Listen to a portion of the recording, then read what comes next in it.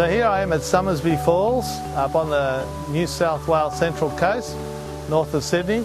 And it's a beautiful area, and if you do come here, don't just go to this top waterfall here, but there's many falls that go down.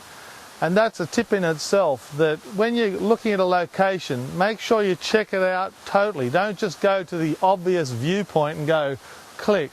Really explore all the different angles. The thing is that I've been using Lumix cameras for a while now, and what I love about Lumix cameras is they really put the fun back into photography. I'm usually using very complicated cameras, and I love doing that, that's my job.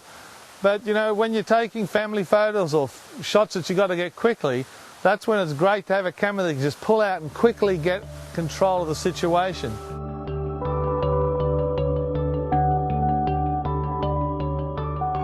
Now, a couple of tips here. This time I'm going to be using the GF1, which is the camera I particularly like because it's got a beautiful sensor and you get some great results from it.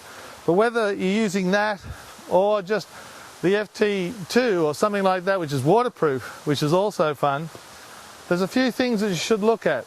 Having a tripod is really helpful. That gives you much more ability to shoot so that you get the water flowing. My daughter actually calls it smudgy water, or it's an effect when you see that ghosty water, and I sort of like that. And also when you're shooting waterfalls, it's a good time to shoot them in overcast light, not bright light, or otherwise they'll blow out.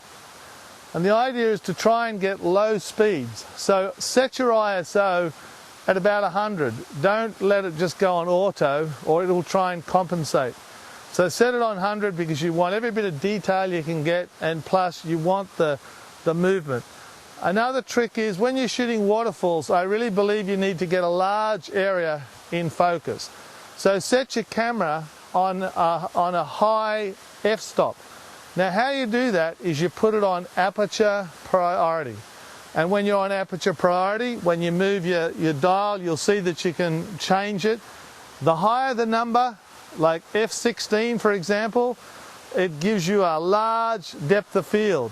A small number gives you a lesser depth of field. So that's a good way to remember it. Small number, small depth of field, large number, large depth of field. Now having that really helps draw you into the shot.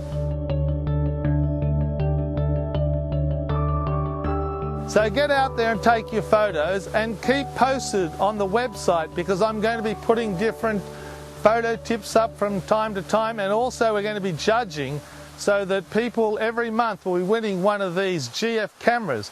So I'll be personally picking the shot of the month, and spread the message, because the more people we can get submitting photos, the greater book we can produce. And people said to me, you can't do books and serious photography with these sort of cameras. I'm telling you, you can do serious photography with these sort of cameras, and you just wait and see the finished product.